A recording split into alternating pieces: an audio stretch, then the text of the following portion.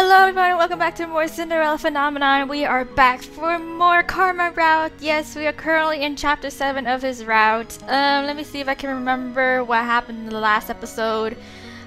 We basically, what did happen? All I know is that the big inciting incident which happened in the beginnings of the story was that we were out in the town with Waltz this time. It wasn't Karma, because Karma was feeling kind of like tired and he was choosing to rest that day, so we went out of town with Waltz, and then we lost Waltz in the crowd at some point, and that's when we were basically almost lured away by this guy who apparently knew who we are, like our true identity as the princess, and he was just like, "Oh princess, let me take you back to the palace, I'm gonna help you," kind of thing. And we were just like, "Well, how do you know who I am?" kind of thing. And he's just like, "No, don't worry, I'm here to help you, I'm not here to hurt you."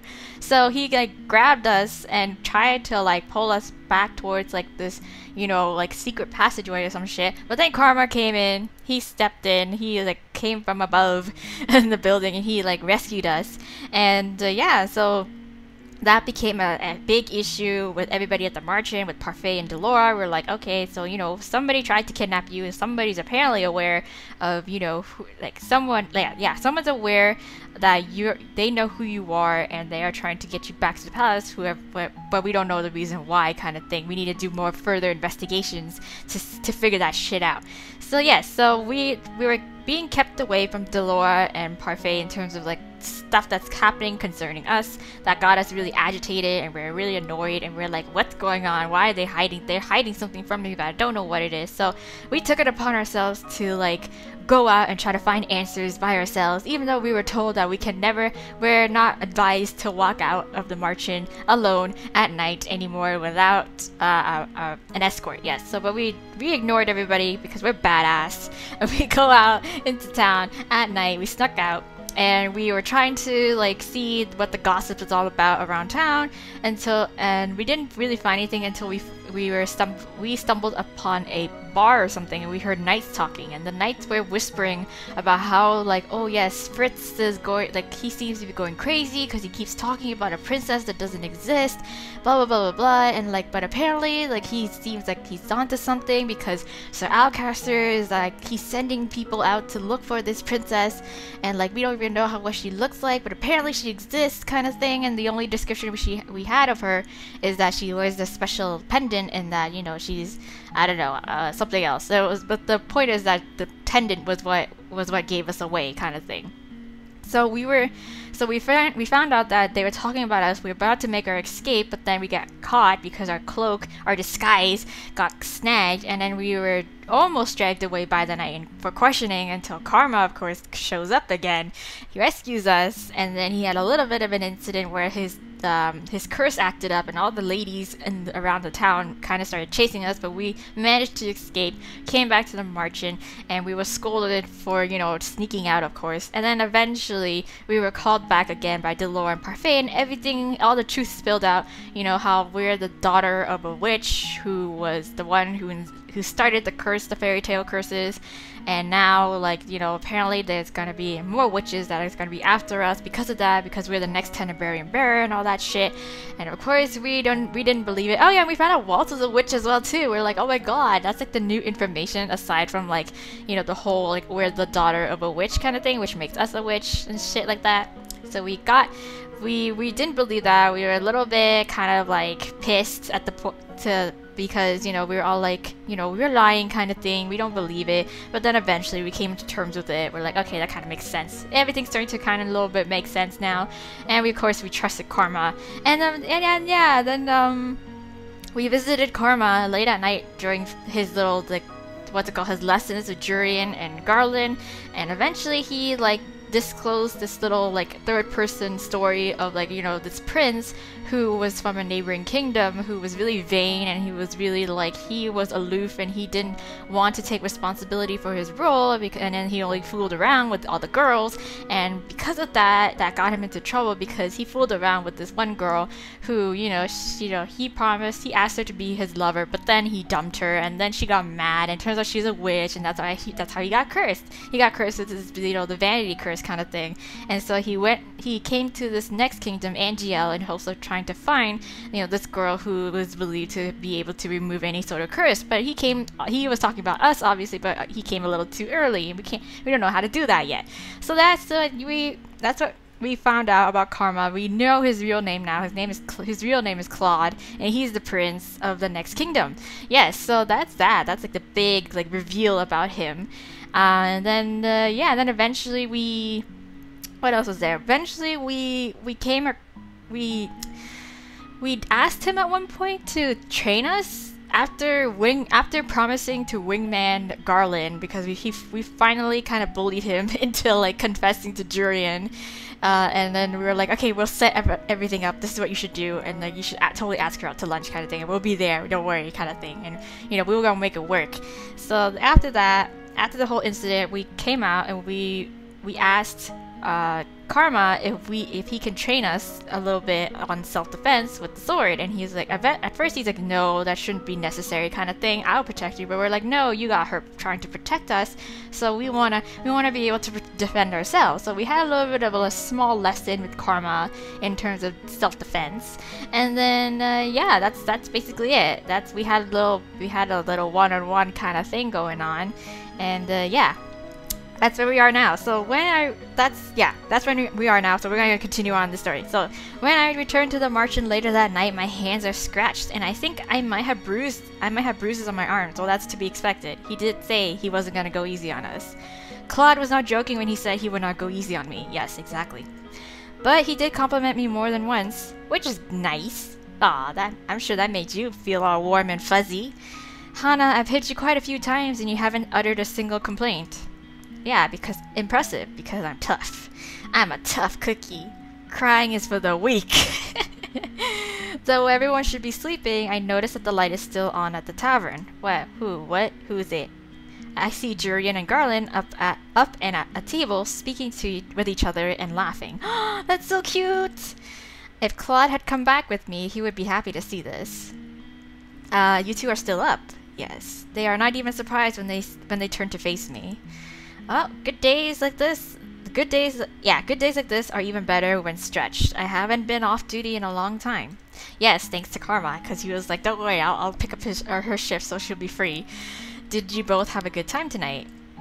It was great. Garland knows these little places in the town that I've never even heard of before. Aw, that's so cute. I noticed that Jurian is more energetic than usual, her smile a little wider than normal.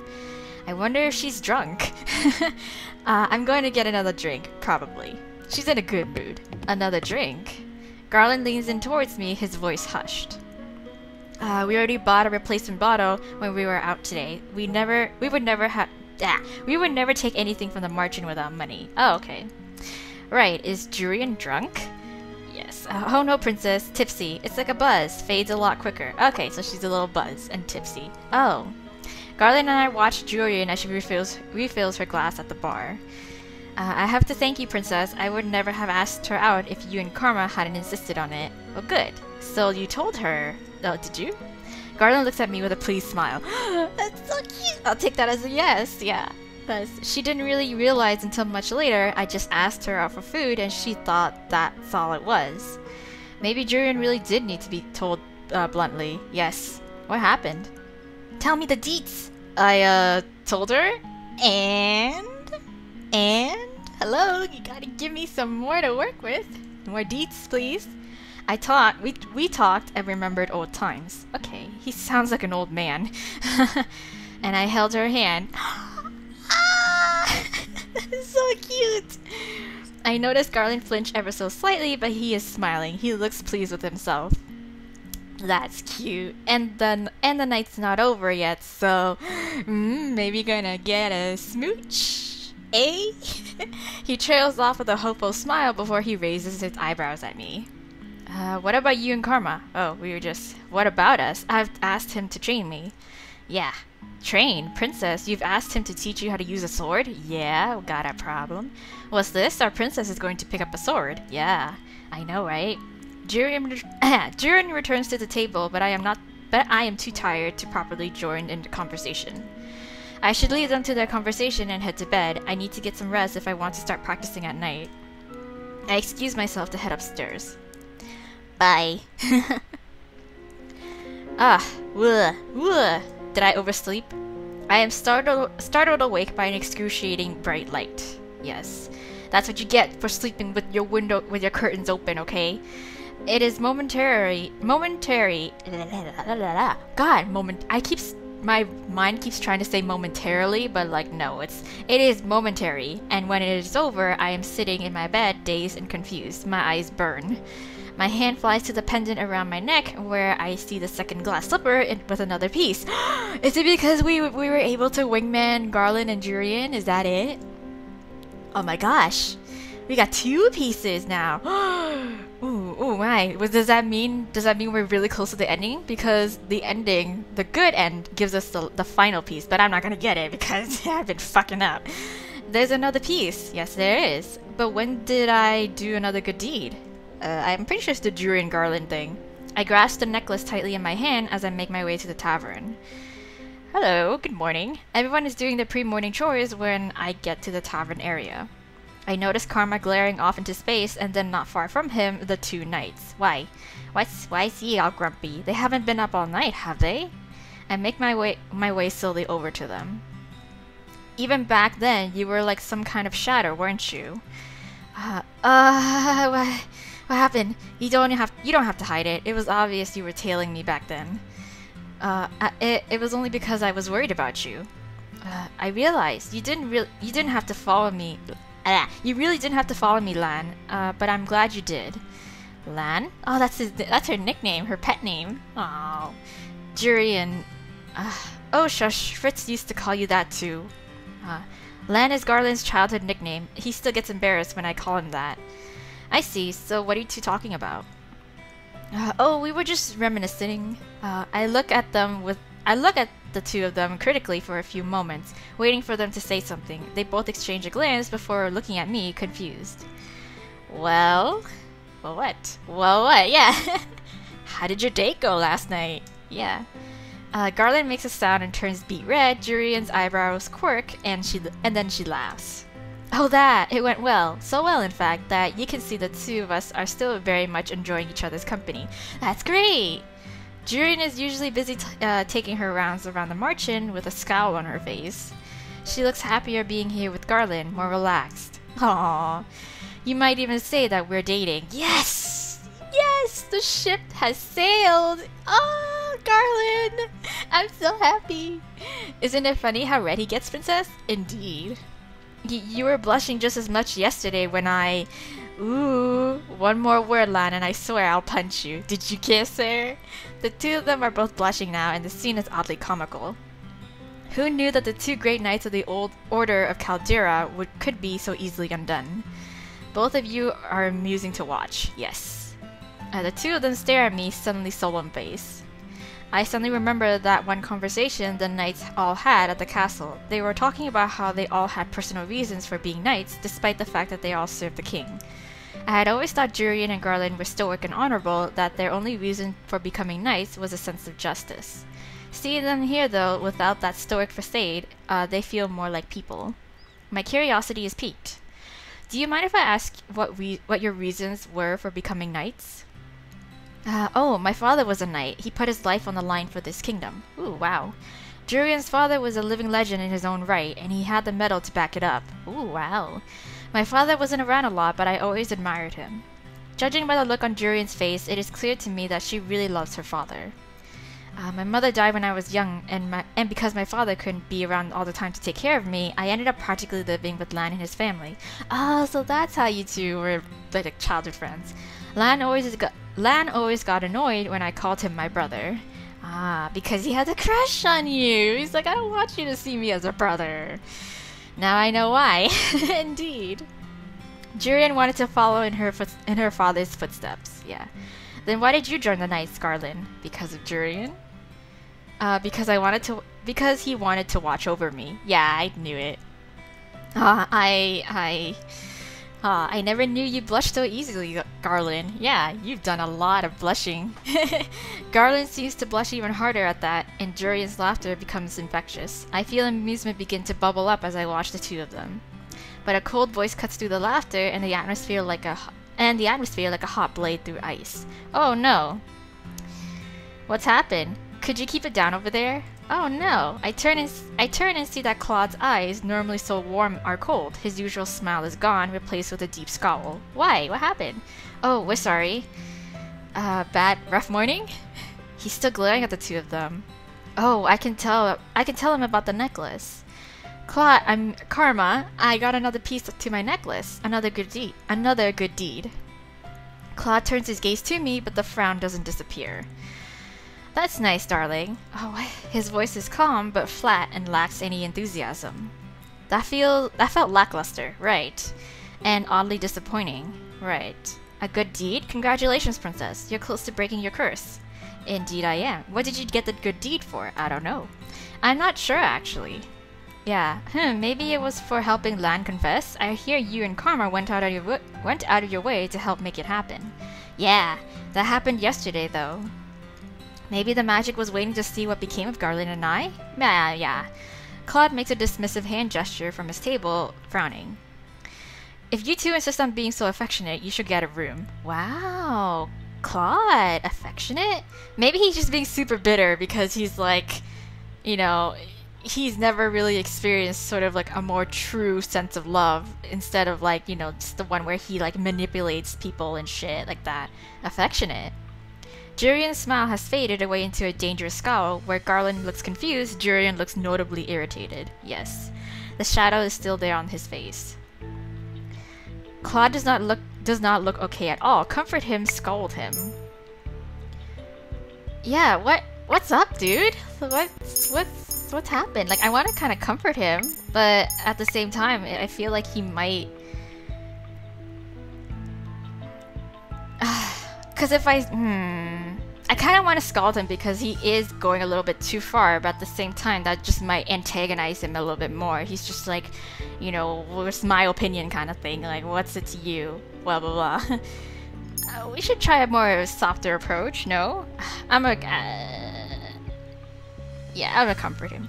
Something must really be bothering him. I should be patient with him, just like he is with me, right? Yeah, before I can even think about what I am doing, I reach out to grab his hand.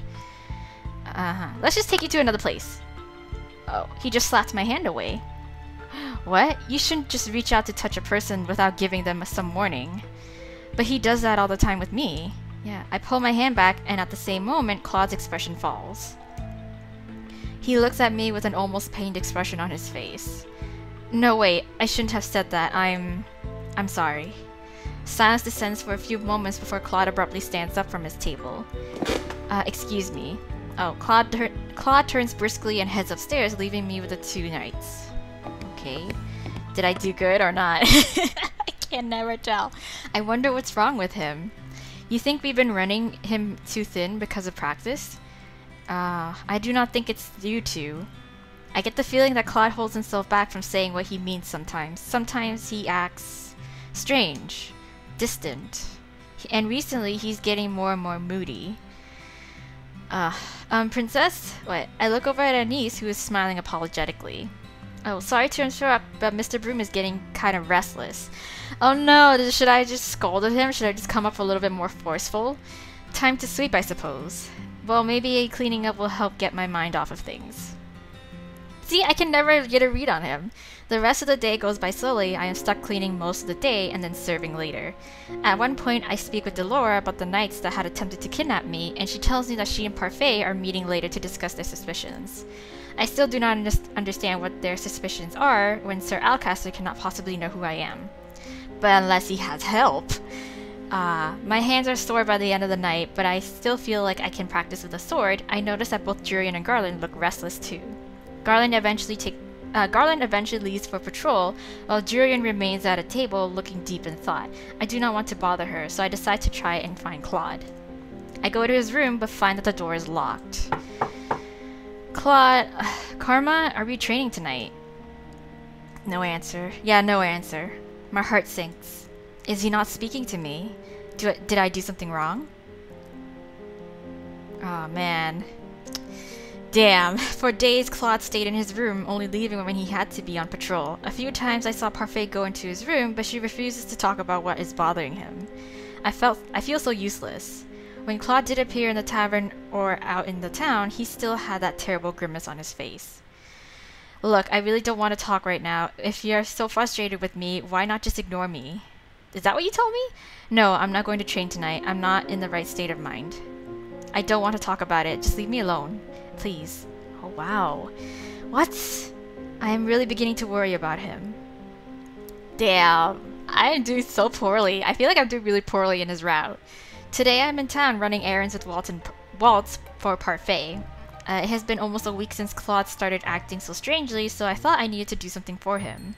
I know he likes dresses and he told me once that he likes roses, but can I really find something that would cheer him up? Perhaps he would like some jewelry. Waltz, do you remember where that jewelry store Claude or Karma likes is? I don't go there very often, so unfortunately no. Princess, is this a good deed? Huh? What you're doing right now, do you think it would be a good deed? Good deeds need to be selfless, right? Generally, yes. I doubt this will count as selfless. I am doing this to cheer Karma up. That sounds pretty selfless. It's true, but it's also so that he goes back to teaching me how to fight instead of sulking in his room. Oh yeah, true. I've heard that Karma has been teaching you how to use a sword. Why do you want to learn how to fight? Because I want to be able to protect myself, and it's not like I can use magic. At least sword fighting gives me an advantage. I'm sorry, Princess. I wish I could teach you magic, but it doesn't work when you're under a curse. Yes, I know, sorry. But on your 18th birthday, when you become the Tenderberry Bearer, you'll be able to use magic. I'll instruct you if you want me to. That would be nice, yes. Though that does not resolve my current problem. Though that does not solve my current problem. What would cheer Claude up? Walt starts chuckling beside me, and I turn to look at him confused. What? Karma is important to you, isn't he? Yeah, he's my partner, and he's helped me. He has also been patient with me, and smiled even when I've said some really inconsiderate things to him. I'm glad, Princess, that he's your friend. My friend. Claude does not feel like a friend. Yes, he feels like something else. Like a lover or a crush. Oh, Princess, is this the one you were searching for? Waltz points to a peddler sporting different kinds of jewelry, and I instantly make my way toward it. There are all kinds of glittering things displayed, and for a few moments I feel myself drawn to everything. Then I notice the price tags. I barely have any money left from when the king gave me that pouch. I cannot afford any of this. Maybe we should do our errands first and then look for a gift. Maybe we'll find something as we look through the stores. Maybe, but if I don't get Claude's gift today, I may not be able to give it to him tonight. Princess, let's look for Karma's gift first. Let's run the errands first. I don't know anymore, Mola. I know the errands are important, but I really need to find Claude a gift. Is it so wrong to put him first? I should be able to find him something soon. Do you have something else in mind for him? No, but it shouldn't take too long to find him something. Oh no, I'll follow your lead then, Princess. Oh, maybe we should have taken our time. Maybe I suck at this. The two of us walk around town for at least an hour searching for gifts, but nothing stands out to me. I slowly feel myself becoming frustrated, knowing that I have wasted so much time. And we haven't even done the errands yet. Maybe Waltz is right. We should have done the errands first. I've wasted a lot of time, haven't I? We're fine, Princess. It will just take us a little longer to get back to the Marchen. Oh man. I want to just flip my desk. We spent a few hours gathering the supplies needed for the tavern, and only then did we start looking again for Claude's gift. Princess, I can hold more of those bags for you. It's fine, I am used to carrying lots of bags.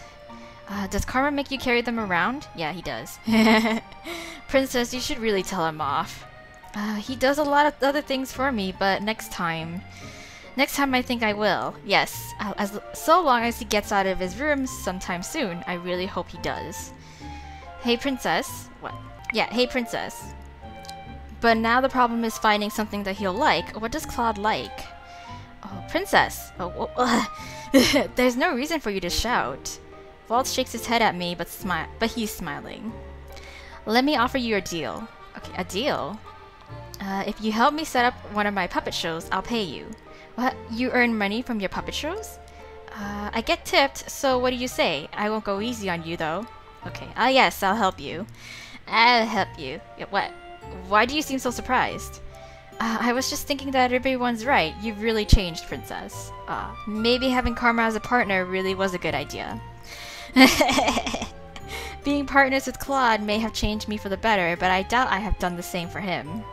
I'm sure Karma would be very happy that you were buying him a gift. Receiving gifts from admirers isn't the same thing as you getting him something. Huh? He receives gifts from admirers? For a few moments, I think about the woman who chased us in town a few weeks ago, and I feel a little unpleasant stab in my heart. Jealous? Small things. A man will treat him to a dessert every so often. I saw a lot of it when we did errands together. I always make Karma accept those gifts without killing the man. Killing the man? It's dramatic, but sounds like Karma. He punched Rumple when he asked him to marry him, joke or not. Karma wears his disguise to be convincing, but then gets angry when people fall for it. He is still very much a child. Indeed. You know how he is. He doesn't like being flirted with. Waltz, do you know anything else about Karma's curse? Yeah. His curse, he never really talks about it. Oh, maybe that was the approach? That was like, we shouldn't give in to him so easily. It's because he's so used to being flirted at and being treated all nicely and shit like that. So, Claude may be even more stubborn than me, but if he is not letting anyone help him with... Claude may be even more stubborn than me if he is not letting anyone help him with his curse. Yes. Waltz and I continue our search for a gift. Waltz tells me that I can look for something a bit more expensive and that he'll just put me to work on another day by helping him with his puppets. Okay. Oh, I returned to the jewelry peddler we found earlier. Hello, madam, sir. What can I help you with today? You look like the guy who tried to kidnap me. Do you have any sort of rose-shaped jewelry here? The man refers me to a box full of many different rose-shaped earrings. Okay. He then shows me necklaces, and I realize belatedly that it is as if I am searching for something for Miss Karma, not Claude. My eyes scan the glass, nearly in defeat, before a little rose catches my attention in the back of the display window. It has a chain connected to it, but doesn't seem long enough to be a necklace. What's that one? It's our simple rose pendant, madam. It comes with a chain, but it can also be pinned on the chest. Oh. The man takes it out of the display case so I can look at it. Oh, pretty. I like. Give me it. This is fancy, but not completely flashy. I feel a little click as I press my fingers to the pendant, and I realize that it can also open. Oh. Ooh, so it's like a locket. Oh yes, you can also put something small inside of it. This is perfect. I look at the price tag, and after making sure that it is not too expensive, I pay the shopkeeper. Waltz pays him the additional fee, and then we walk back toward the merchant together. Additional fees? Like service fee? Like seriously, that's a thing? Oh my god. When we return to the merchant, I go to my room to tuck the locket into a drawer before I head to the tavern to finish the rest of my chores. Just as I expected, Claude is not downstairs today either. Jurian and Garland have taken to training with each other, though they seem agitated that Claude is not helping them. Damn. At the end of the day, I hurry to my room where I write a few words on a piece of paper that I put into the locket. Our normal rose would have withered, so I offer this one instead, in heartfelt thanks. Aw, that's so sweet. I hold the locket tightly in my hand and start toward Claude's room. But he's not there. Why is my heart beating so fast? I'm just giving him a gift. I pause at Claude's door, remembering the last time I entered his room. I am sure it's okay if I just go in. No! Okay. I open the door to Claude's room, which is thankfully not locked, and step inside. Claude is sitting motionless in front of his mirror, shoulders slumped as he stares at his reflection. You should have knocked, honestly. He's shirtless, and there's that tattoo. It seems different. Oh, I had that thought when I was editing that episode, because we walked in on him when he was shirtless the first time by accident, and we saw like a tattoo of a rose on his chest, but we didn't really get a good look at it.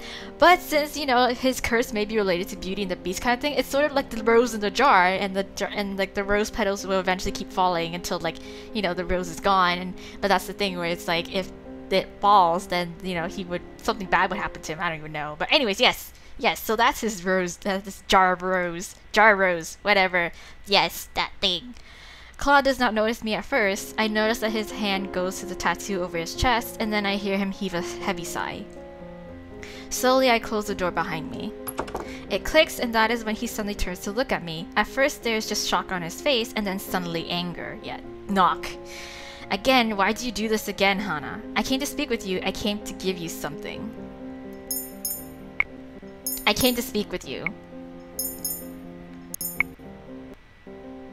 I don't know, cause like before, we tried to talk to him before, right? But he was like, no, I already told you I don't want to talk about anything, or blah blah blah blah kind of thing. Maybe we should just come up as I came to give you something.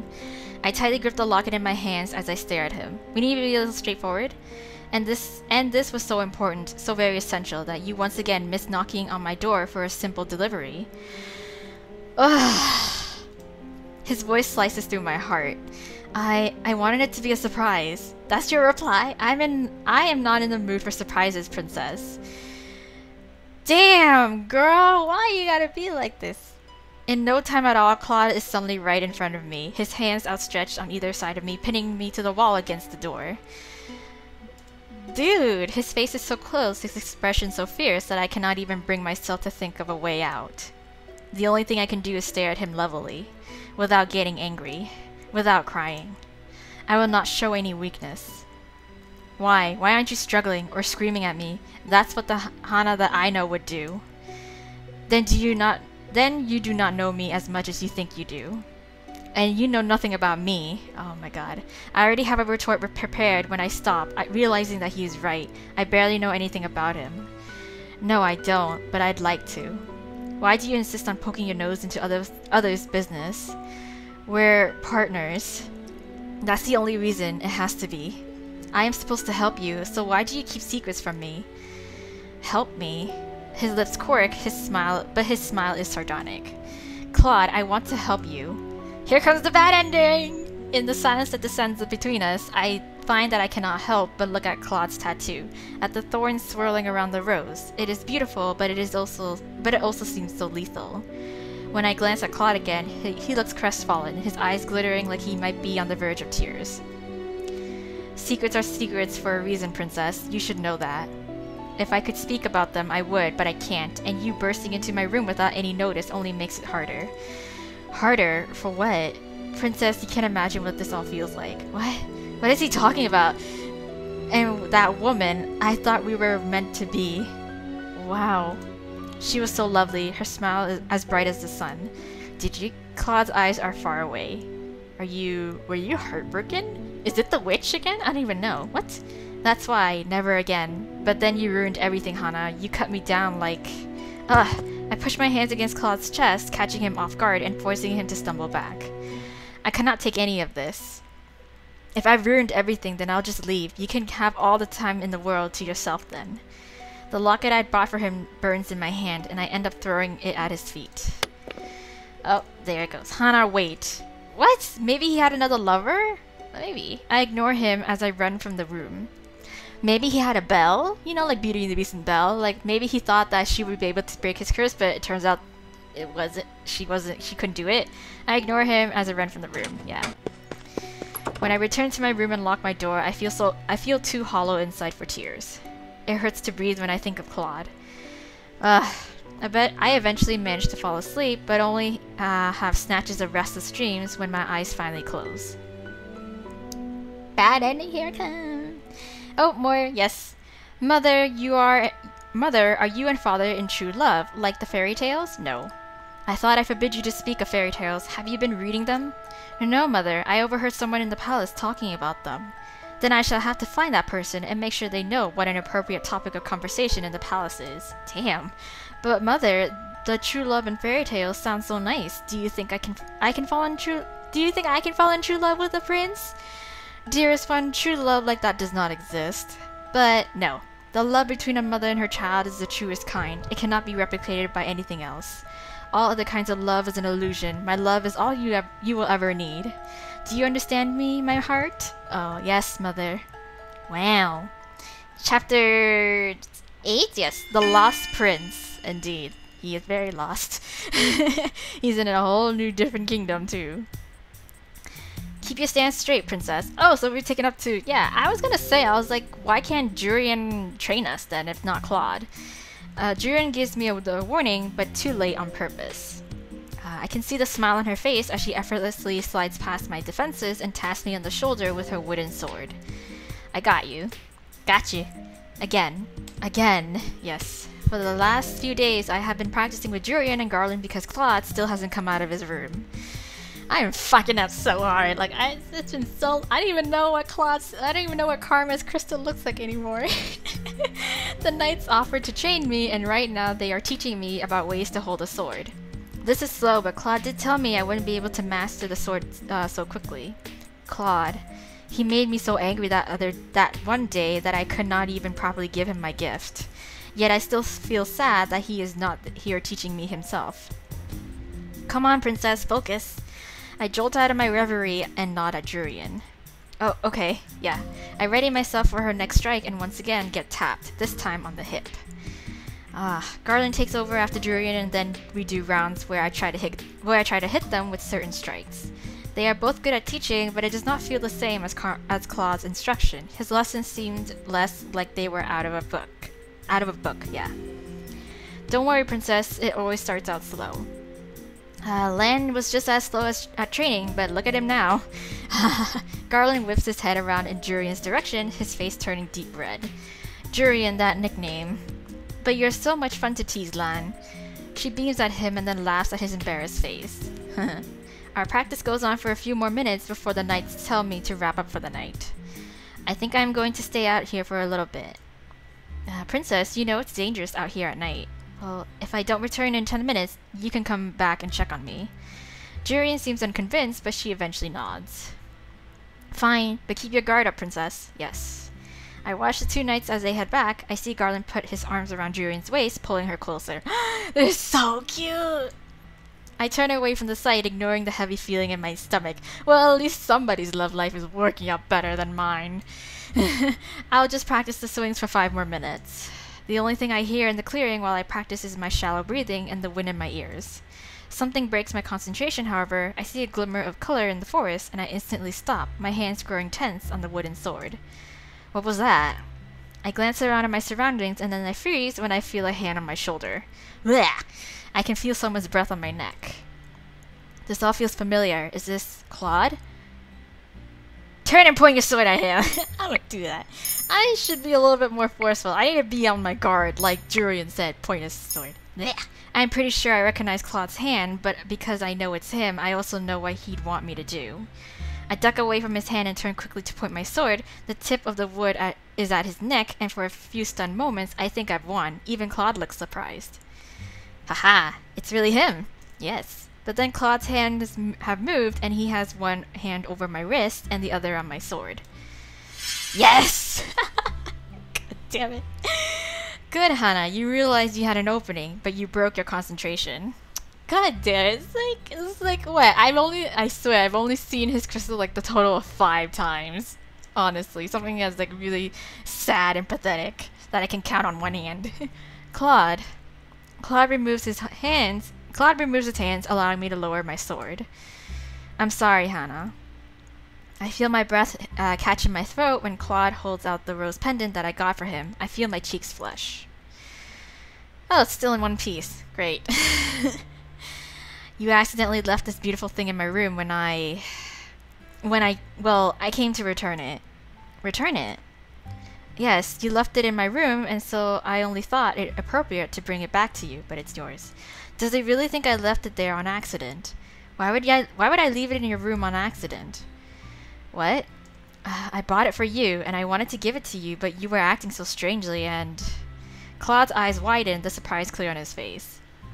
Hannah, you bought this for me? Yes, you stupid idiot. Why does he look so shocked? Claude looks at me in awe for a few moments. His eyes go back down to the locket. He traces a finger around the intricate shape, his eyebrows slowly furrowing. It's to thank you for everything that you've done for me. Hannah, what? This is beautiful. Yes? So, he lets the chain fall through his fingers as he stares at the rose pendant with adoration. I feel my heartbeat stutter as he turns to regard me with the same gentle smile. He leans forward and my breathing stops as he reaches out to hold up my glass slipper necklace. He's standing so close to me. Yes? You really are a good person, Hana. You completed your second good deed. Yeah, I think some kind of congratulations is in order. Is there anything you want that I can give you? That I can give to you, yeah. I look up at him and notice that Claude's smile doesn't reach his eyes. He still looks so sad. I feel like there is so much that I want from Claude, but I do not want to ask for something that might make him sad. I want a hug, I want you to smile. I want a hug. Can I get a hug? Cause like I don't want him, like, cause he seems really sad still, but like I don't want it to be a forced smile that he's trying to just smile through the pain, you know? I just want a hug. Can I get a hug? Huh? Claude looks at me in surprise. He thinks I'm being foolish for making such a request, doesn't he? I shouldn't have said anything. But before I can say anything else, Claude takes a step forward and wraps me in his arms. Aww. He pulls me toward him, and in those moments of silence, all I can hear is his heartbeat resounding in his chest. I can feel his warmth all around me, and his fingers clasp gently at my back. I feel so strange. My heart is racing, and my knees feel weak. Ah, yes, I got that right. Something like this. Jeez. See, I'm starting to work out the logic. Jesus. He speaks right into my ear. It is a surprisingly pleasant feeling. Suddenly, Claude makes a noise of distress as he steps away from me.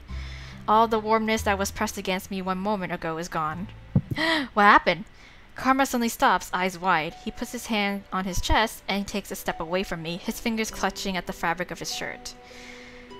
Oh, is that what's happened? Like, if he feels true love in some sort of sense, like, it'll speed up the process, I guess? I don't even know. Claude has a pained expression on his face, only making me more anxious. Yeah. Only making me more anxious. Not now. Claude, are you okay? What's wrong? Hana, don't worry about it. God damn it. He lowers his hand with the pained smile slowly fading from his face. This does little to reassure me. Was it my fault that you were locked in your room for so long? He just looks so pained to be anywhere near me. No, most definitely not. I'm feeling under the weather. And also bitter. Bitter? Why would he feel bitter? Bitter because of Jurian and Garland. But it's not for you to worry about, darling. No, come on. For now, we should head back. It's late and you need rest. I just got back from patrol, so I would like to rest as well. Is there anything else I can do for you? No, sweet Hana. You've already done enough for me. He clutches the rose locket to his chest and sighs a little with a gentle smile. This smile feels real to me. Yes, see? I knew it. I shouldn't have asked for a smile. Yes. This is a beautiful gift, and I will treasure it always. Thank you, Hana. Now, shall we head back? I nod at him and we silently walk back to the Marchen. Okay. When we make it back to the tavern, I feel tired, but also lighter than I have for weeks. Claude wishes me a good night before slowly walking off to his room, holding the rose locket I gave him tightly. Okay. Next day. Alright. Today I'm walking around town to do some errands with Claude. It has been quite a while since we have done this. Right, 2 weeks. Though we are here to run errands, there is also something else that drew me into town today. Yesterday, Waltz came back to the Marchen and told us of an announcement the king was making today. Apparently that announcement had been posted for at least a week's time, but Waltz had only caught onto it after hearing about it from the crowds after one of his puppet shows. Is it a wanted poster? Is it me? I am not sure what this announcement entails, but I feel that I need to see the king make it with my own eyes. Yeah. I can see more people milling about than usual, which means most of them must be waiting for the king to speak. I have a bad feeling about this. It is not strange for the king to make announcements, but this feels so sudden. And with everything else that's happened to me, I feel on edge. Right. Wow, Hana, you made these bags sound a lot lighter than they'd actually be. Stop complaining, Miss Karma. You get valuable experience out of carrying bags. Seeing Claude complain is amusing, especially since I know he can handle the load. I feel like a servant. What does that make me when you made me carry all those bags before? Yeah, exactly. An assistant? I roll my eyes at him. We're both working at the Marchen, you know. And then the thought strikes me. What do you even do at the Marchen? You do patrols. Claude looks surprised at my question and then he quickly smiles at me. I train the knights, of course. I also attract customers with my beautiful reputation. Oh god. I start laughing and Claude's face flushes. Darling, I get the feeling you're laughing at me. I wonder. We finish up the rest of our errands and then sit down in the town plaza to rest. Claude leaves briefly and then returns with a slice of cake for both of us to share as a snack. Nice. I have a lot of things I want to ask him, and now it feels like the right time to do so. May I ask you a question? Of course, darling, anything. Well, do you enjoy dressing like a woman? I don't mind it, really. Yeah, I appreciate the beauty in anything. You girls get to wear quite an assortment of lovely dresses and makeup. It's quite beautiful. Yes, indeed. I feel more comfortable in my own clothes, but I don't mind dresses. I guess if you've had to wear a dress for so long, you get used to it. I have another question. And what would that be? Your curse? When I was in your room the other day, you spoke about a woman. Were you talking about the witch who cursed you? Oh no, the woman I was talking about. He suddenly goes quiet and lowers his head. His expression fades into something more melancholy, and I feel my heart lurch. Maybe I shouldn't have brought this up. To my surprise, Claude continues talking. Shortly after I came to Angiel, there was a woman that I met whose smile was as radiant as sunshine. She was beautiful, and when she laughed, everything felt right about the world. Hearing him talk about her makes me uncomfortable. Am I jealous? Yes. Claude watches me quietly as if he is measuring my expression. Eventually, he goes back to speaking. I knew her for many months. Time passed, and I thought we were truly in love, and then He goes silent for a few moments, his eyes distant, his expression pained. Did you fuck it up because, you know, of your bad habits? Well, some things happened, and I realized she only loves me because of my curse. She was drawn to me just as any other woman is. Oh, wow, shit. That sucks. She seems so genuine in comparison to the other women, but in the end... Claude trails off and lets out an exasperated sigh. You were truly in love with her? Yeah. I was. I've dated many women, but I've never fallen in love with someone who has honestly loved me back. Yeah, that's his problem. That's his problem was like, you know, he can't find true love. So then the last person he loved was that woman, yes. Claude looks at me, and for a few moments he does not speak. Hannah, do you mind if I ask you a question? What? No, I don't mind. Have you ever been in love? Yes, have you ever loved anyone? My mother, of course. Well, not in that sense. I was referring to a romantic kind of love. Romantic kind of love? What does that kind of love feel like? Allow me to enlighten you. Are you gonna kiss me? He smiles at me, and it is surprisingly genuine. It can feel simultaneously like floating and sinking. Your heart stutters, and you worry about small things, about offending this other person in some way. You wonder if they'll like you. You wonder if they'll like what you're wearing, or if they would prefer a sandwich to a casserole when you treat them for dinner. You begin to find beauty in all the things that they do. Their presence makes you feel complete in a way you had never thought of before. You try to imagine life without that person and find that you cannot. To even consider such a thing is painful, so much so that it feels like it might break your heart. Claude continues talking, but my mind is already whirling. Though he phrases things in a way that still feels unnecessarily dramatic, I feel a tinge of familiarity. Yes. Why are you calling me out like this? The things he's describing, those are the things I feel when I am with him. Before I can say anything, we hear the sound of hooves, and the both of us turn. Ah well, time for the moment of truth. I can see a procession of knights along with the king on his horse. He normally rides into town like this, but today he's not smiling, and there are way too many knights riding with him. And is that... Oh, Sir Alcaster. Let us go find a place to stand and watch. As you wish. Okay. I'm gonna be taken away, watch. Claude walks with me into the crowd gathering around the king, and we find a spot to spectate at the very edge, closer to the alleyways. Again with the alleyways! We're gonna get kidnapped! I'm totally gonna get kidnapped! My beloved citizens of Angiel, I have come before you today to make an important announcement. Ever since I was given this crown, I have sworn to live my life for the people and to rule in all fairness so that our kingdom could enjoy great peace. The crowd breaks into applause, yes. I stare at the king, an uneasy feeling in my stomach when I notice that there is sadness in his eyes, though he is smiling. Then I notice Sir Alcaster appears to be hiding a smile. What? I do not like where this is going. Yeah, what happened? The king's speech goes on for long minutes after that, with him detailing the commitment he made, the goals he set, and finally, his love for the people. Is he stepping down? What? The audience around us claps and cheers, but Claude and I are silent. Something is not right. No kidding. I nod in response. To this day, I keep this promise. I would never break this oath, for it is the foundation on which I rule. Okay, stop clapping. I need to... Hello? Just stop beating around the bush. The audience claps again, but I am silent, watching the king intently. Unfortunately, the unwelcome news that I bring to you today gives me reason to hand this foundation over to someone else. So he is stepping down. Is he handing it to Alcaster? I have fallen terminally ill. What? Really? The king's proclamation is met with shocked and angry chattering from the audience. I cannot hear anything that is being said over the cacophony of voices, but I know that the audience is dissenting. Yeah. I stiffen as I stare at the king. He's lying. I can tell by the firm set of his jaw and the way his eyes flicker across the crowd faster than they ought to. The king has lied to me so many times before that I can recognize when he does it. Damn, that's kind of sad.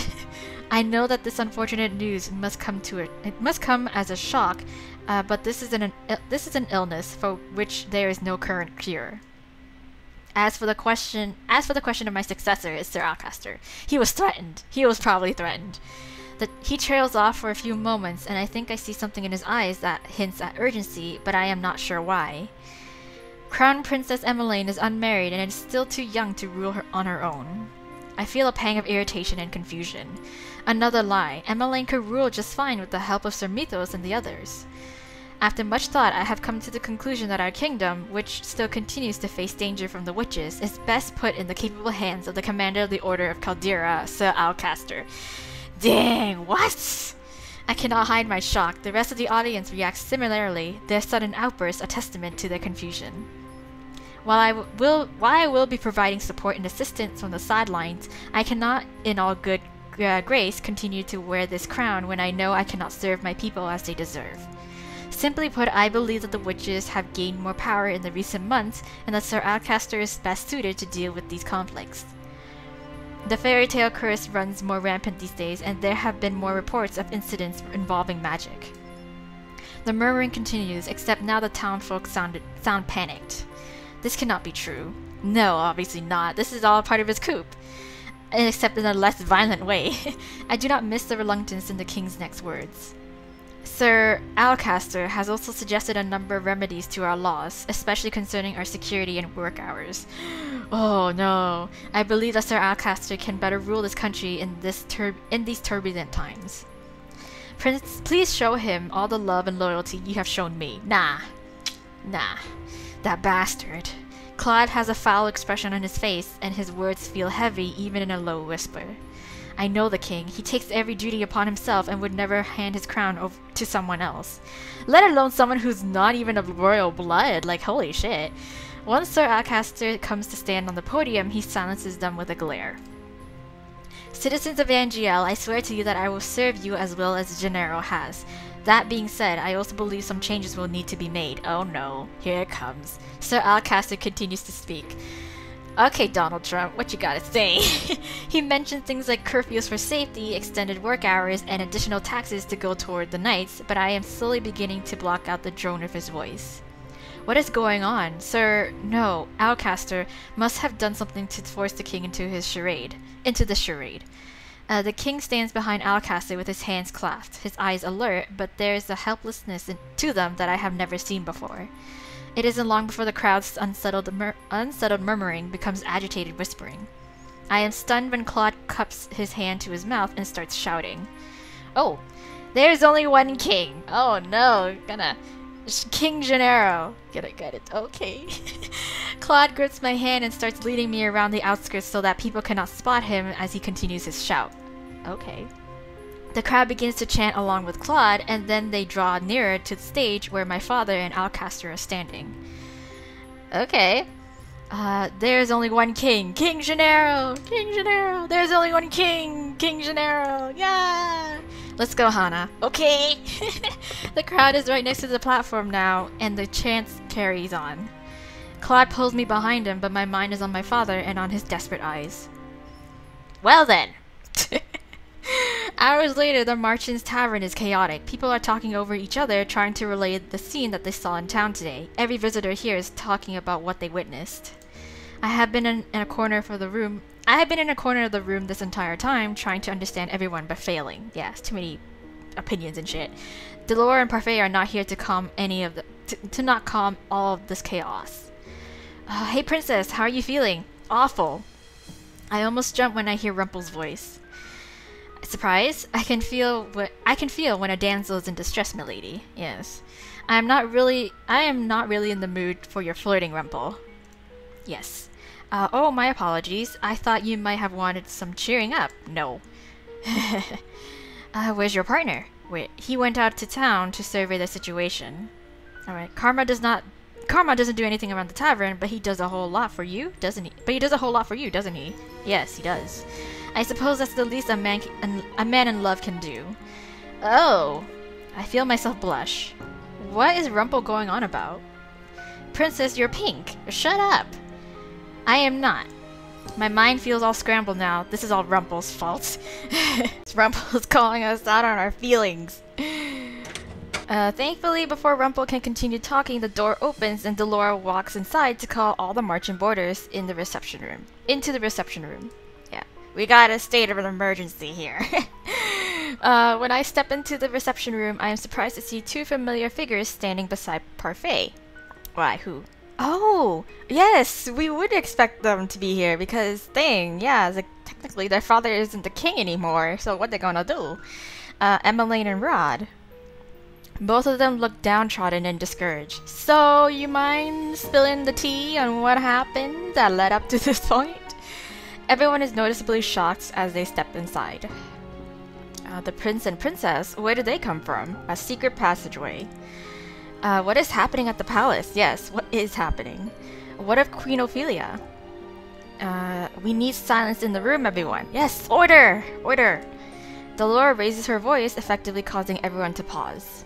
She glances at Parfait, who nods and then turns to look at Rod and Emmeline. Okay, what happened? Princess Emmeline, if you would tell Princess Emmeline, if you would tell everyone what you told Delora and I. The room is unnaturally quiet as Emmeline begins her story. She starts with the events of 1 week ago. Okay. In the middle of a family dinner, Alcaster bursts in with soldiers and sees her, Rod, and Ophelia in front of the king. So he was threatened. Oh well, he did it in the middle of dinner instead of doing it in the middle of a ball. So, okay. So Alcaster said that if the king didn't hand over his crown, he would kill us. Oh, yeah. We had no idea a coup would be staged. Yes, well, yeah. The three of them were taken down to the prison cell, with Ophelia taken to a separate cell. Oh, wow. Okay. Sir Fitzgerald helped us escape, but only just barely. Wow, Fritz, are you openly disobeying your father? Well, his father's a bit of a psychopath, so yes. I hope that he is safe, yes. We can only hope that he did it safely so that he doesn't get in trouble. Alcaster wanted to kill the king. I'm sure that he still will. Oh, wow. But he has no reason to. The king had already handed over his crown. But maybe, the supervillain kind of mindset where it's like, I must ensure that there will be no chances that he'll lose it kind of thing, that I'll lose it. So I'm gonna just kill, the king just for good measures so that he doesn't stage his own coup kind of thing. I speak before even realizing. Everyone stares at me, including Rod and Emmeline. Well, Alcaster's a foul man. I only think he usurped the throne now without violence because he wants less resistance from the people. Right, he never spoke up to my father before. Oh, no, it's not your father. Did you just say father? No. No. It's a long story, Yeah, Rod is the only one who knows. Yeah, Emmeline looks between Rod and I, her expression confused. You know each other? Yes. We do. Emmeline looks like she wants to say something, but she remains silent. Yeah. Our mother is still inside the palace. Ooh, do we gotta rescue her? We need to save her somehow. And Sir Fitzgerald. Yes, him too. What happened to Fritz? Yeah, we don't know. He helped us escape, but we were spotted at the last minute. He told us to run ahead and leave him behind. Wow. We didn't see him again after that, and we couldn't just wait, so Rod brought me here. Right. Right now we need to piece together this situation as quickly as we can, and then we need to figure out a way to save the king. Yes. I knew Alcaster was up to something, but I never thought it would escalate into this. Jurian, what do you know about this? Well, I'm pretty sure he's been playing this for a year. Garland and I weren't stripped of our titles because we disobeyed Alcaster's orders. We found out, yes. It was because we overheard Alcaster plotting something and tried to tell the king of his plot, yeah. We gave him a warning, but the king did not believe us, not with Alcaster and Mithros whispering in his ears. Ah, wow. The king didn't think Alcaster was possible of such a betrayal. He thought we were trying to turn him against Alcaster for our own gain. Wow, well that's the king's own fault then. He put too much trust.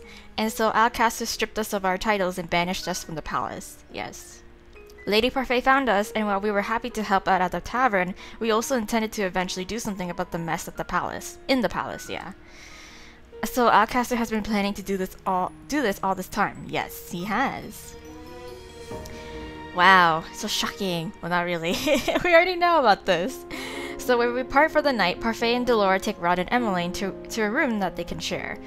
Well, we already know about this, but like at this timeline, like he succeeded at least.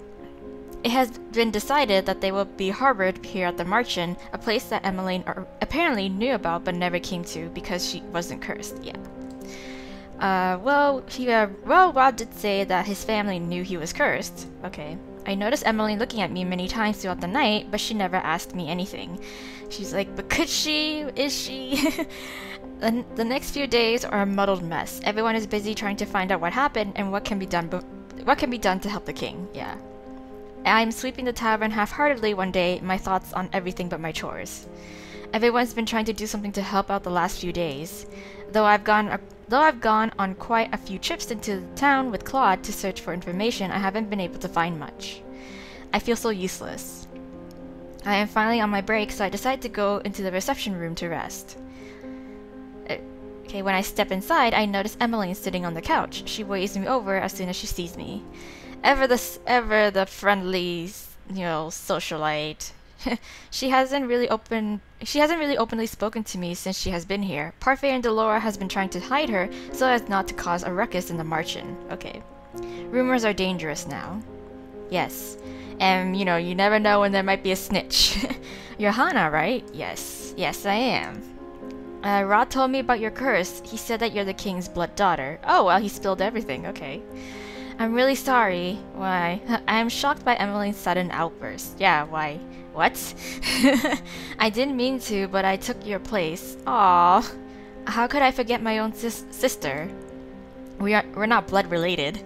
But she's like, but still, yeah, that doesn't matter. I would love you regardless. Oh, wow. Emmeline was always trying to take me out and do things with me back when I was still in the palace. I distanced myself from her because I thought the king loved her more than he loved me. I still think that maybe he does. We weren't close. Yeah. I barely spoke to you, or to Rod. Didn't he tell you that? He did. But perhaps now we can turn over a new leaf? Oh, yeah. Emmeline is as stubborn as always. I have more things to worry about than being her friend. I have to go. Oh, come on. I walk off before the conversation can continue. Aww. Hannah. If I hadn't been cursed and remained in the palace, would Sir Alcaster have taken me hostage too? Probably, yeah. He said he'd take every royal family member, so yes. The hours tick by, and as the tavern is emptied for the day, Delora calls everyone together to explain what she and Parfait have pieced together about the situation. Yes. Alright, everyone, we've come upon some new information. Oh, where? From where? The first is that Alcaster has cracked down on the riots in town. Anyone seen protesting his rule is thrown in prison, of course. Okay.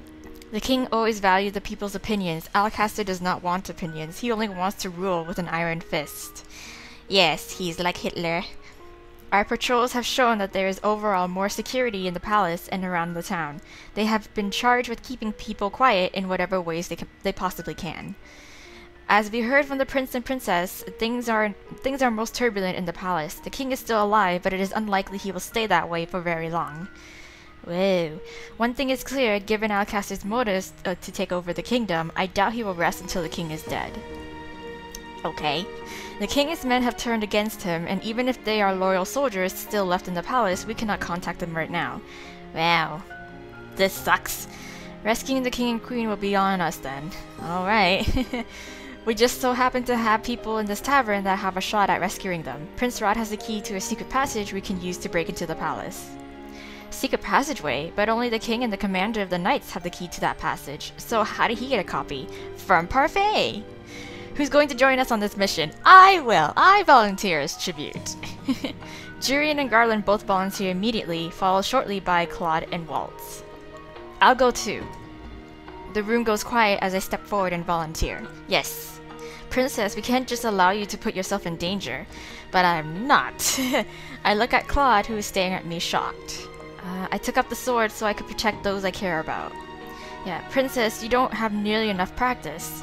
But I can help. I still have to learn. I still have time to learn. Okay. Oh, yes. I agree with Parfait, Princess. The palace isn't the place for you to try out your newfound sword skills. Then you may as well chain me up because I refuse to stay here while you all go save the king. Yes, you can't stop me. Princess. Well, she has been practicing with the rest of us. Yes. Don't encourage her, Jurian. But it's not like any of us can stop her anyway. I know, right? You're right. The princess is quite stubborn. Yes. Claude agrees with Jurian, but I can tell that he does not like the idea of me going along with them. But I know my way around the palace, too. If only we had the time to get reinforcements from Karma's country. Karma's country? Yes, he is the prince. Yeah, Brugantia, yes. How is it possible that a Brugantian citizen can simply ask for reinforcements because he is the prince? Are you gonna reveal yourself? Oh, Karma is the crown prince of Brigantia. Okay, Waltz will. Yes. There is some shuffling in the room as everyone turns to gawk at Claude. Rumpel, Anise, Rod, and Emmeline all look shocked by this revelation. You're the lost prince? Yes, lost prince. Yeah. It sounds like such a tragedy, doesn't it? Anise suddenly looks distressed as she fiddles her thumbs. She's like, oh god, what do I do now? Do I bow? All this time and I never knew. I'm so sorry, your highness. Yeah. He's like, there's no need for formalities, Anise. We're all friends, but I am the lost prince after all. I keep my lineage a secret because right now I am just a normal commoner. Alright. But you're the prince. Couldn't you still ask for reinforcements? Given his past nature when he was still living there, I don't know. Even if I did ask for reinforcements, I'm pretty sure that they would never come in time. Besides, I can't go back to my kingdom yet. He cannot go back while he's still cursed, right? That too. The conversation continues in a more solemn tone. Eventually, we start speaking of our plan to enter the palace. When the details are all finalized, I repeat everything myself to make certain that I know what is meant to happen. Walt will lead us to the palace then, and Jurian and Garland will follow right behind him, watching for the most immediate enemies. Okay, leave it to us. We'll deal with any resistance before it touches you, princess. Okay, and Karma will be watching from the back along with Delora. A witch and a prince for backup, yes. Delora smiles wryly. Claude rolls his shoulders. I like to think of us as more the closing act. Okay, we're going back to that whole play analogy, like thing Varg that one guy was talking about, and same with Mithros. Okay. Though if all goes according to plan, we will have no need for either the opening or closing act. It is a small task force, which is better. The smaller the better. The last thing we want is to be noticed. Okay, wow. We decide to meet again over the course of the next week to finalize our plan and carefully survey the situation in town before parting. Claude has taken to training me, Jurian, and Garland at the same time. Just the other day, he had all of us attack him together. Even though I am nowhere near as good as trained knights, I still managed to hit him once. Yay, I should feel proud. I feel like things are coming to some sort of conclusion, and yet I still haven't done 3 good deeds. 3 good deeds. We've done 2 at least. And oh my god, it's like a fourth wall break where it's like that hint, that foreshadow. Where it's like we're almost close to the end of Karma's first kind of route story, which is my bad end. Today we finalized our plans for getting into the palace. We have mapped out where the king and Ophelia must be in the prisons, where the guards might be positioned, and how we plan on sneaking in. I sit down on my bed and I'm about to lay down when I hear something. What? Oh, Karma. Hello, love. Oh, My, you're red. Were you thinking about me? Shut up. I noticed that he had one hand on his chest tonight, but then he has been doing that more often lately. I noticed it during practices and sometimes when I catch his eyes. Is he sick? Oh, probably this curse thing? Darling? Oh, I shake myself at the sound of Claude's voice. What if I was changing? You could have knocked. Well, you didn't seem to have a problem when you walked in on me changing without announcing yourself. Yes, you got me. That's different.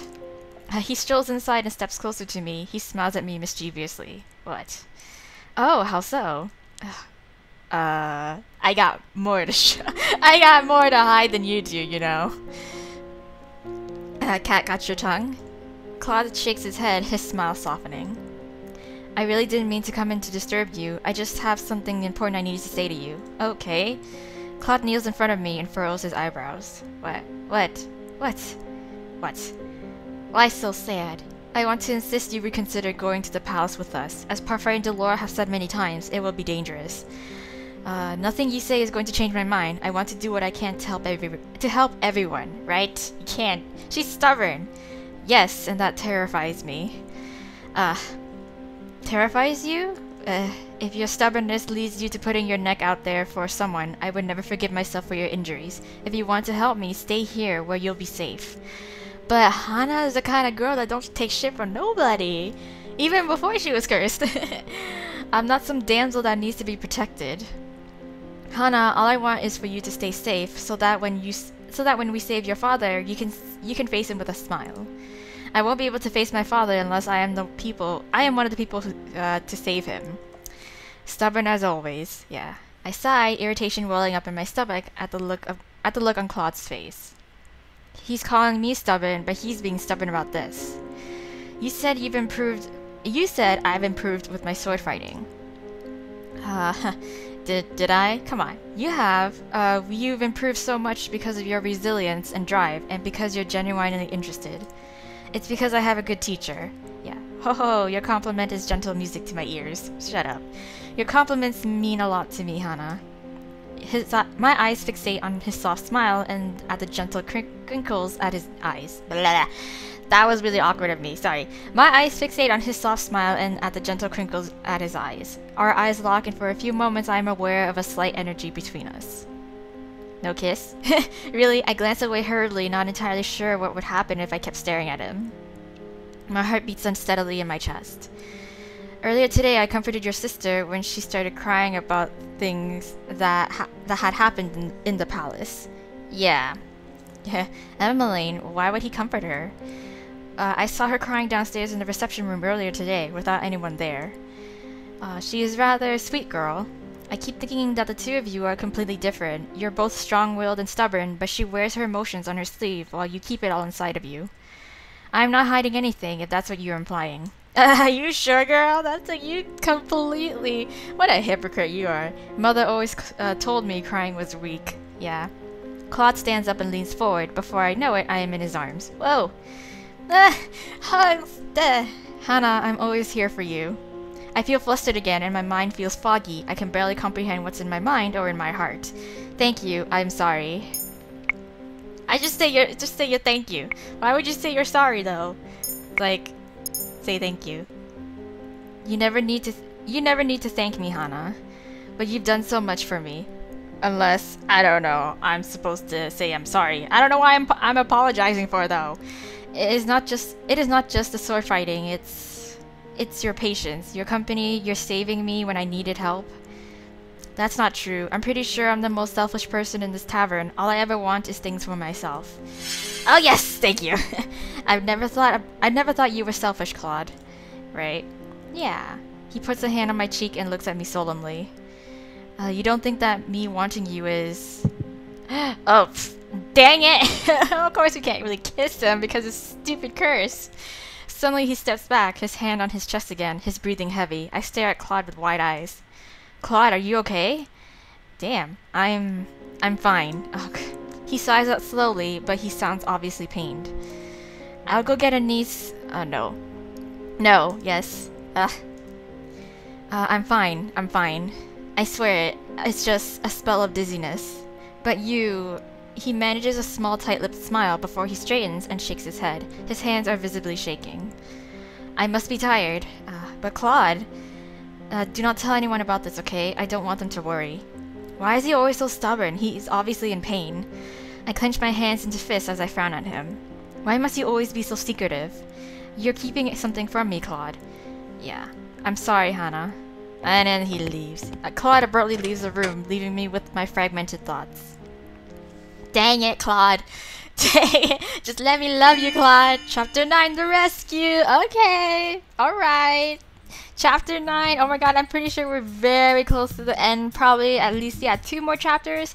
If anything, it would be cut short because, like, again, I'm pretty sure, I say this all the time during this entire, like, route, I'm going to get his bad ending. I'm going to get Claude's bad ending for sure.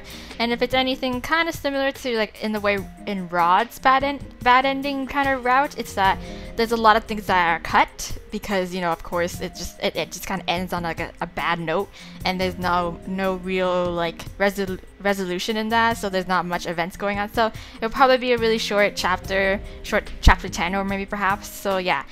Anyways, I am super curious to see how this will all end.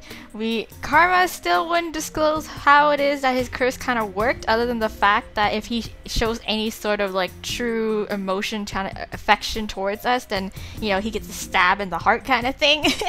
So I'm not too sure how in the whole, like, you know, where, you know, again, like the Beauty and the Beast, like, flower, like the rose in the jar, how, like, the petals slowly fall and eventually they, like, all wilt away, and it's like by the time all the petals fall off, then it's like the beast died. I think that was in the original story. But yeah, so we don't know how it's gonna play out in terms of, like, I guess in Claude's case. Perhaps he will die in a certain sense. Maybe it'll be in that climactic moment where it's like he'll die trying to protect us when we're doing this whole rescue mission. But who knows? I'm just speculating at this point. So we'll just find out in the next episode. But for now, bye!